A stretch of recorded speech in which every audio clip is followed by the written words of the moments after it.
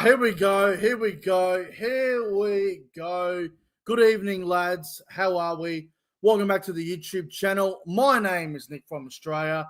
And if you are new around here, I hope I can get you to like the stream, subscribe to the channel. I would really appreciate that. Thank you very much for tuning in once again. We are up to part 3 of the NRL 2025 season previews. We are going to be doing the Queensland teams tonight in the Cowboys, the Broncos, the Dolphins, and the Titans, the 4 Queensland clubs. We have done part 1 and part 2. We did the Sydney clubs in part 1. We did the Rabbitohs, the Roosters, the Dragons, and the Sharks. And then last night was part 2. We did Manly, Bulldogs, Eels, Tigers, and the Panthers. So the 9 Sydney clubs have been taken care of, and now we're going to be focusing on the Queensland clubs. And tomorrow night will be Melbourne, Canberra, Newcastle, and the Warriors. So should be a lot of fun. But guys, I hope everyone's doing very well. It is a very warm Wednesday night here in New South Wales. Very warm, but of course, I want to acknowledge the live chat as always. Hello to the live chat. Daniel Bate is here. Shout out to Daniel all the way over there in the UK. Hello to Luke, Melbourne Storm fan. Sports music is God. Cody's Footy World. Jason Reader. CJ Moxley. Liam Pritchard. SS Storm fan. Everyone that's here rolling in. I hope you are all doing great. Welcome to the stream. So should be a lot of fun, man. Like I've really enjoyed doing these season previews so far. We had Cody's Footy World on part 1 on Monday night, which was great. So thank you to Cody for the other night as well. If you haven't checked out Cody's YouTube channel, make sure you do. And I think we might have Cody on tomorrow night. We'll see how we go. But should be a lot of fun, man. It's always good having people on the channel. Get their input as well on certain teams and whatnot. So, yeah, it's a lot of fun. It really is. All right, guys, let's not beat around the bush any further. Let's get straight into it. And we're going to start tonight with my team, the North Queensland Cowboys. Let's talk about the Cowboys for 2025. How am I feeling? What am I expecting? What do I think of the gains and losses? How do I feel about the upcoming season? So we'll start with the gains and losses like we've done in every other team so far. So obviously the gains, John Bateman, Kyle Lawton, Kai O'Donnell, and Jackson Paulo. And the losses, obviously, quite big, but we'll see how it goes. Kyle Felt, Kuli Finifuayaki, Val Holmes, Jermaine Tanua-Brown retired, and Chad Townsend down to the Roosters. So, obviously, a couple of losses there in Val Holmes and Kyle Felt, but can't expect those guys to play around forever. They are getting a lot older as well. Obviously, Kuli Finifuayaki is another bit of it's a stinger, that loss, because considering what happened to Hilam Lukey, that is a bit of a stinger, losing Finifuayaki to the Dolphins, but I guess that makes the John Bateman signing make more sense than what it did when we first heard about it. So John Bateman's going to be a little bit valuable now compared to what I think we were expecting John Bateman to be before the Hilam Lukey injury. Now, I've listened to a lot of experts in the media and a couple of other content creators. A lot of people are not high on the Cowboys. And look, I can understand why with some of the losses, obviously Val and Felt. Val was a very valuable goal kicker, and Finifuayaki was a very valuable back rower coming off the bench. But the other losses I don't think are that bad. Look, I think Kyle Felt is a big loss. I really do. The things that Kyle Felt did on the wing, no other player could do what he did. Like, I know wingers can do ridiculous things, but some of the stuff Kyle Felt did, like as in terms of being at the right place at the right time, scoring some ridiculous tries in the corner that we've never seen before, Kyle Feld, in my opinion, is a very, very big loss. You can't replace Kyle Feld, but you have to move on from it and find the next best young talent coming through the system, which might be Robert Derby, might be Sammy Valame, might be Braden Burns. Who the hell knows? There's plenty of guys fighting out for that wing position.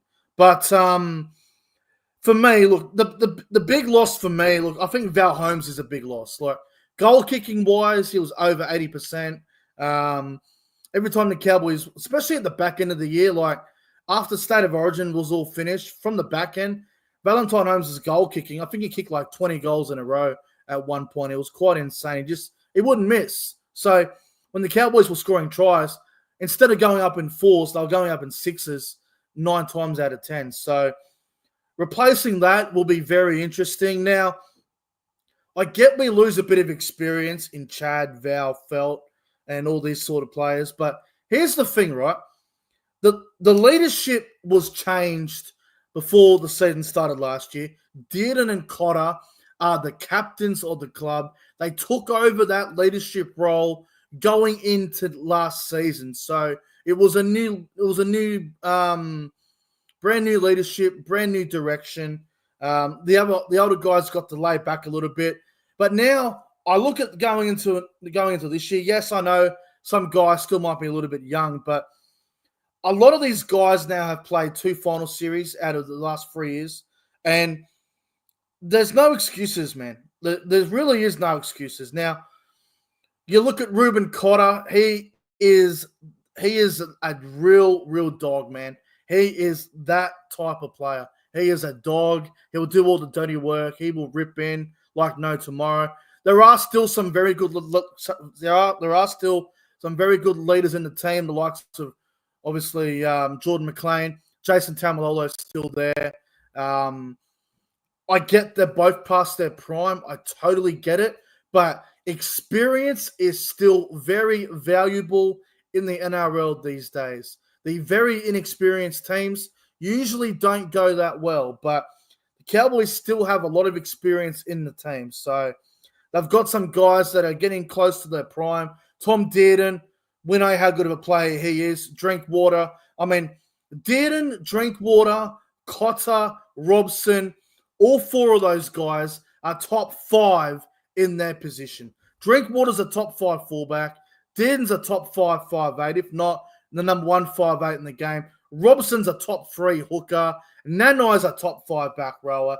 All of them are fantastic. So, in my opinion, for the Cowboys to be successful again in 2025, it's going to come down to the leadership being at its best, everyone playing to their potential, and just believing in each other, man. Because last season, the Cowboys had some of the most ordinary defense that you would have seen all year last year, yet we come 5th. We come 5th with woeful defense. Yes, we lose a few guys, but I don't think losing a center and a winger is going to change the team. It's not going to change the team. Like, okay, I understand Val Holmes is worth at least 12 points a game, but you can't rely on a center if that's where your points are coming from. Because with all due respect to Val Holmes, Drinkwater and Dearden were the ones setting him up and getting him in those positions majority of the time. So, Kyle Felt, big loss. Val Holmes, big loss. But they're not the guys that were scoring tries themselves. They were being set up by the likes of Dearden and Drinkwater. And in my opinion, if the Cowboys, if we stay injury-free, if Dearden, Drinkwater, Robson, Nanai, Cotter, they all stay injury-free and play majority of the year, we'll be right up there, in my opinion. We're right up there. But thing is, you got 24 rounds to play with the 3 buys. You get to 13 wins. You put yourself in the top 8, whether it's that 8th spot. I don't care. Make the top 8. Do something. I think we're in for a really big year. I've got high expectations. I'm going to say that we are going to finish in the top 4. And I know that's going to sound biased, and nobody will agree with me unless you're a Cowboys fan. The lowest I can see us finishing is 8th. Like, if we get a few injuries and things don't go to plan, I can see us falling to 8th spot, maybe 7th spot, but I expect us to have a really big year. So I'll say between 4th and 6th is my expectations. And if we miss the 8, I'll be very disappointed. And there'll be a lot of question marks on a lot of people if we do miss the 8. But in my opinion, Cowboys will play finals footy. Now, moving on to my arch rivals, the Brisbane Broncos. Let's have a look at the Broncos, man, or just get their gains and losses here, guys. Bear with me. I'm just getting up on my phone. Why does it want to be a pain? Bear with me, guys. Apologies about this. Just, technology just wants to be a bit of a pain in the ass here. So let's have a look at the Brisbane Broncos. Now, we all know last year was a disaster for them. An absolute disaster. Oh, here we go. So, obviously, 2023, right? The Broncos, outstanding. Well, they finished second, I think, and they made it to the grand final, and we know what happened, how they let it slip. And then, obviously, last year was a complete disaster. They lose Kevin Walters after the season finishes, and they missed the top 8 after making a grand final. So gains and losses. The only gain that they have got, according to the website, is Ben Hunt. And they have lost Tristan Saylor to St. Helens, and Corey Oates retired, and Jordan Pereira retired. Now, obviously, Ezra Mam will not be back till like round 10, round 11. So they'll probably go Ben Hunt and Adam Reynolds to start the year, which isn't bad. I don't know how they work together, though, as a combination, but it's not a bad way to start, obviously, having those two in the team. Now, my biggest concern with the Broncos is the second row position. They need some back rows, man. Like, for God's sake, Jordan Ricky, absolutely horrendous last season. Probably one of the worst years he's ever played. He was shocking. They got Brendan Piacora, who's a very good young back rower. Very good young back rower, but still has a lot to learn. So, look, obviously Ben Hunt's the big signing for them, and he's going to be very important for the Broncos now. With Ezra Mam not playing for the first, 2.5 months, they are going to need Ben Hunt to really step up and go on to that next level. Now, there's a couple of guys off contract that will be playing for contracts, like Tony Staggs, Selwyn Cobbo, Kobe Hetherington, Blake Moser, Corey Jensen. They're all going to be looking for a big year because they're all off contract, and it'll be very interesting to see who the Broncos keep out of all those guys. Now, look, obviously Michael Maguire, right? Brand new coach comes in. Michael Maguire's record speaks for itself. We know how good of a job he did at Wigan and South Sydney, obviously winning a grand final there, having a lot of success. Didn't do well at the West Tigers. I mean, with all due respect, nobody can get that club going. And obviously Madge did a great job last year for the Blues in the Origin. So the pressure will be on Madge, and the expectation at the Broncos will be quite high. And it's a very similar roster to what they had when they made the grand final 2 years ago.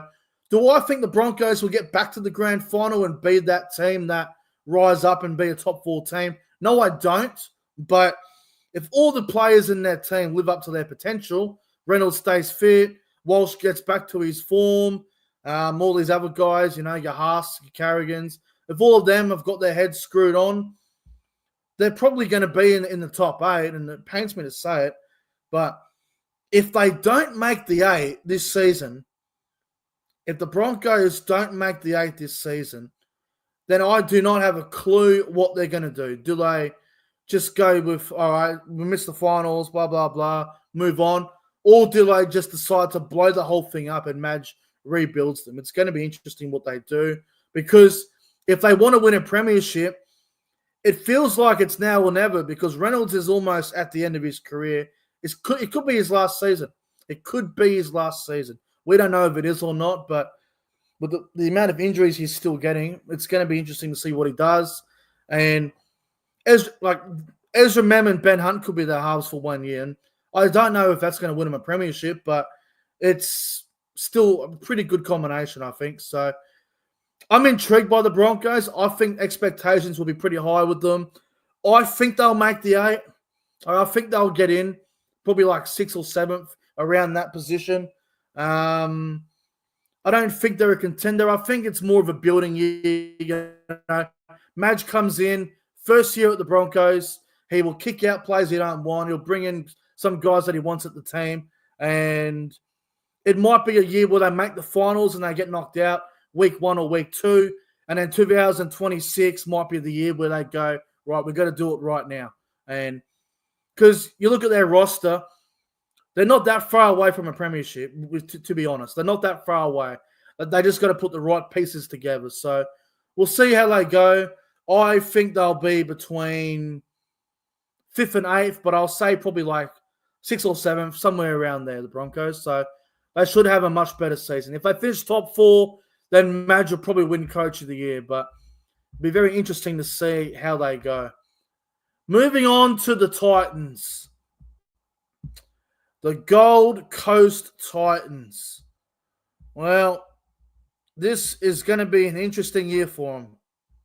In my opinion, it's going to be a very interesting season for the Titans. Now, let's have a look at their games. So they haven't done a lot in the offseason. They've obviously picked up Regan Campbell-Gillard, which I don't think is a bad buy. I really don't. I don't think Campbell-Gillard is a bad buy. It's just, is the motivation still there for Campbell-Gillard? Does he still want to rip and tear? Because we saw at Parramatta, he had a good year last year, but there were some games where he just didn't look interested. Maybe that's because Parramatta didn't have a coach and that whole drama happened. But Campbell-Gillard, I've said this before about a few other players, but Campbell-Gillard is past his prime. So what will the Titans get out of Campbell-Gillard?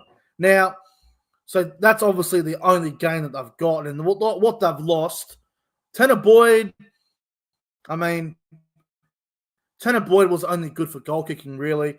Aaron Clark's gone, which I think could be a bit of a blow, but we saw how good Chris Randall went, so it might not be too bad of a loss. Isaac Liu, he was shocking. He had to go.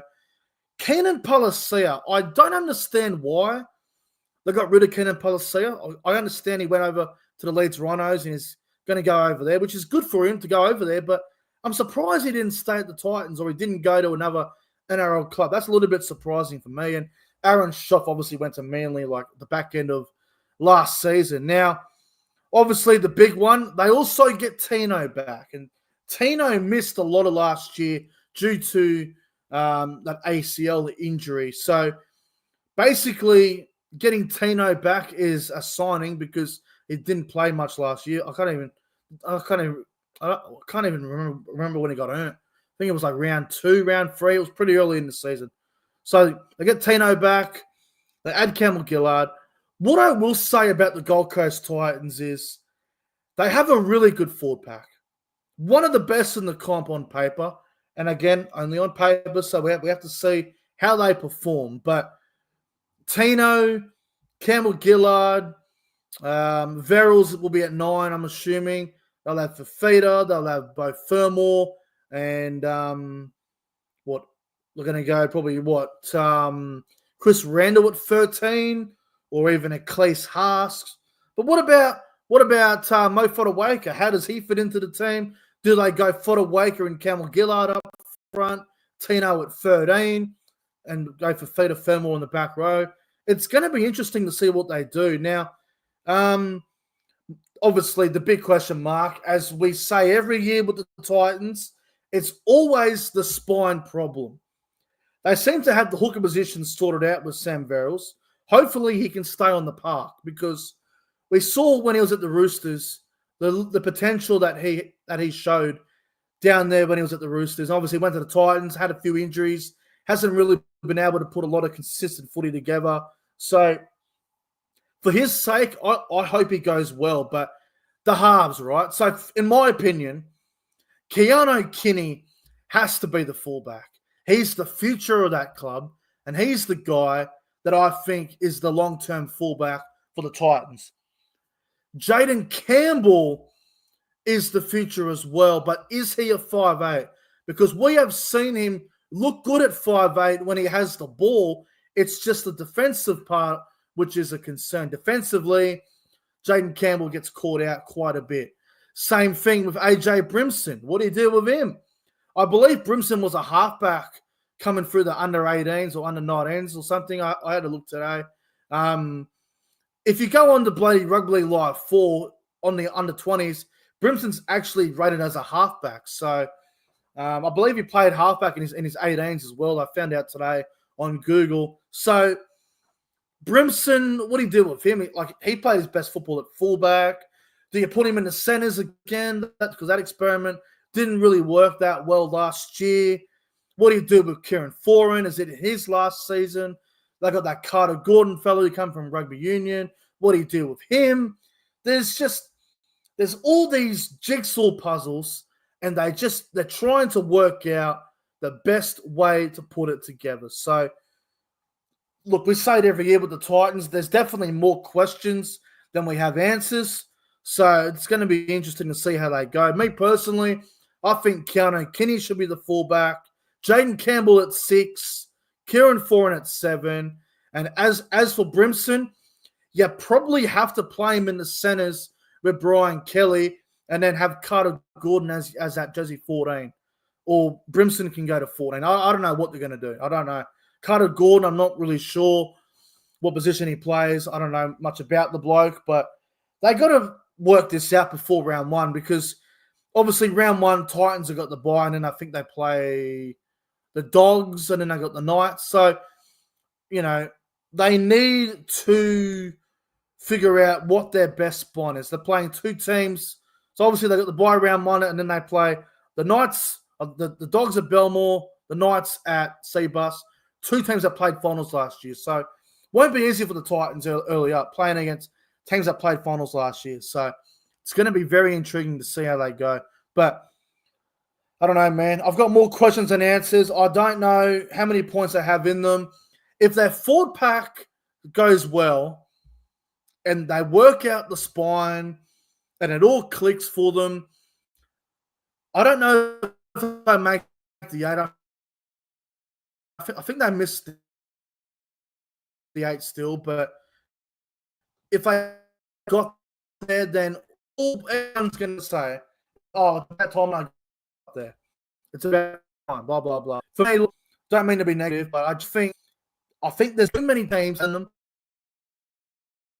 What's going on here? Oh, we're in that problem, live on air. Sorry, guys. So we just get reception back. My second delay, my internet decided to shit the bed. I may have to call them tomorrow and tell them not do that while I'm live on YouTube. But let's continue. In my opinion, I think there's too many teams that are better than the Titans. I will finish bottom 4. What is going on with the internet?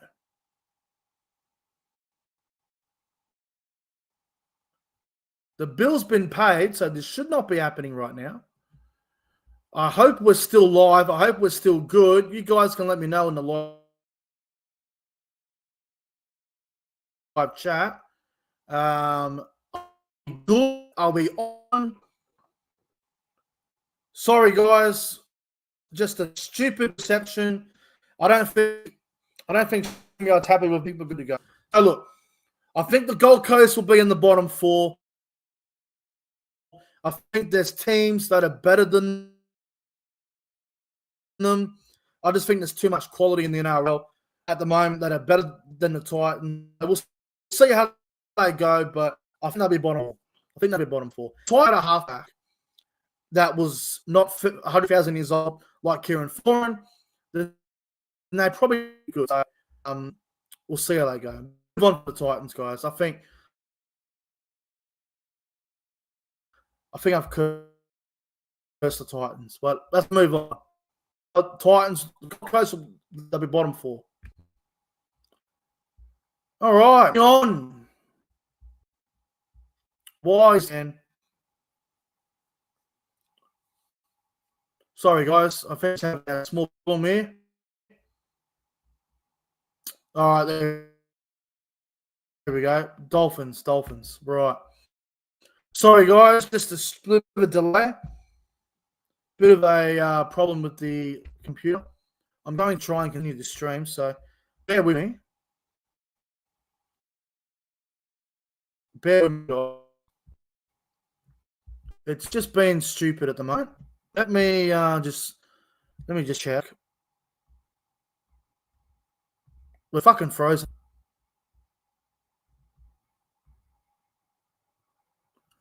Hang on a moment, guys. What is going on with this fucking computer? Okay, I think.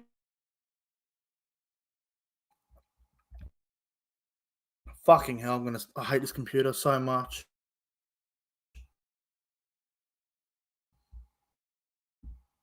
Hold on a second, guys. I'm gonna try and fix this. Bear with me.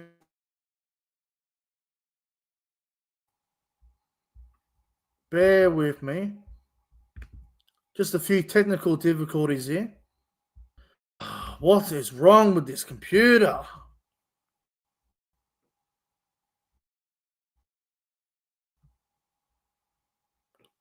Okay, are we good? Are we good?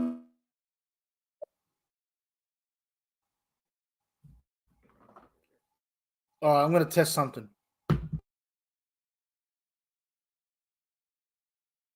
What is going on with the internet?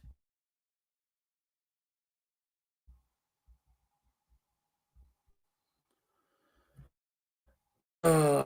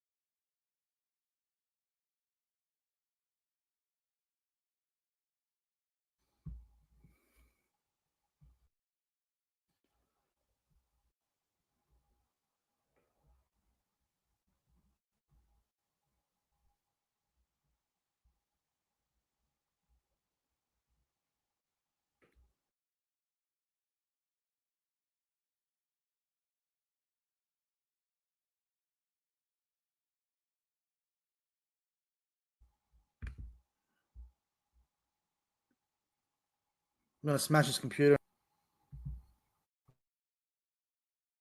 We've got one team to go and it's fucking up like this. Fucking hell. Say!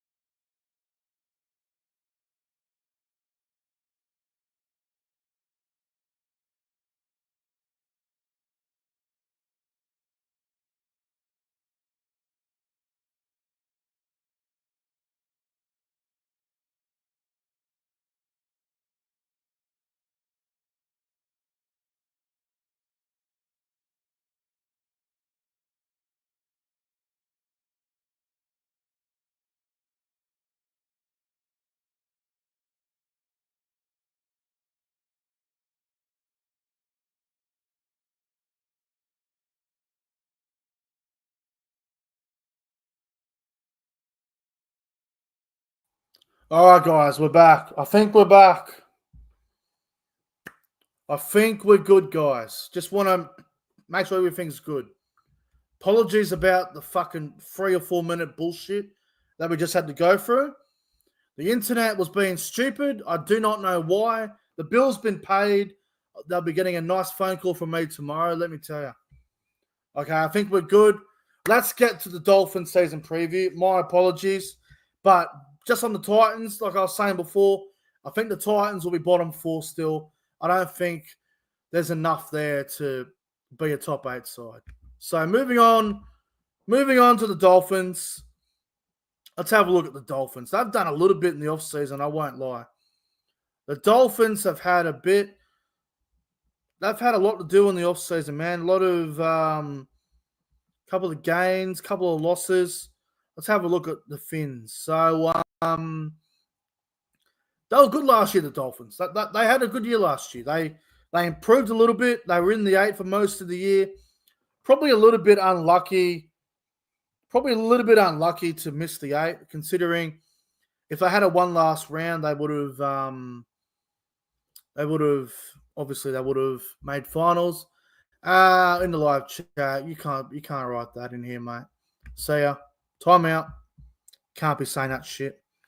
So let's have a look at the Dolphins here. So gains and losses. Let's have a look here. Where are they? Dolphins. Here it is. So they have obviously where is it? Come on, where the fuck are the Dolphins here? What's going on? Come on. Sorry, guys. I just got to get the Dolphins gains and losses because the app decided to shit the bed. A lot of things are shit the bed tonight. Okay, Dolphins. Here we go. Gains and losses. So they've obviously picked up Cooley Finifuiaki, which is a very good signing for them. They picked up, what's his name from the Tigers? Junior Tupou. They have picked up quite a few players. Here we go, Dolphins. Here it is. So they picked up Max Feagai from the Dragons, Cooley Finifuiaki from the Cowboys, Daniel Saifiti from the Newcastle Knights, and Junior Tupou from the West Tigers. And they have lost Ewan Aiken, Lachlan Hubner, Jesse Bromwich, Edric Lee, Anthony Milford, Tessie New, Tavita Pangai Jr., and Valent Tuware. So, interesting. Now, who will the Dolphins captain be? Like, we still don't know who their captain's going to be at the start of this year. I think Kenny Bromwich might be the captain for a year, and then they might give it to Isaiah Katoa. I'm not too sure. What they're going to do. But, look, the Dolphins last season, they were in the top 8 for a lot of the season, and then obviously fell off a little bit towards the back end, and then they were a chance as well to get back in the 8. And if they had to beat Newcastle in the final round in Newcastle, they actually would have made finals, and they would have played the Cowboys in week 1 up there in Townsville. So just wasn't to be for the Dolphins. Obviously, the big loss is Wayne Bennett. How do they go without Wayne Bennett? We know that Christian Wolf can coach. He had a lot of great success over in the Super League.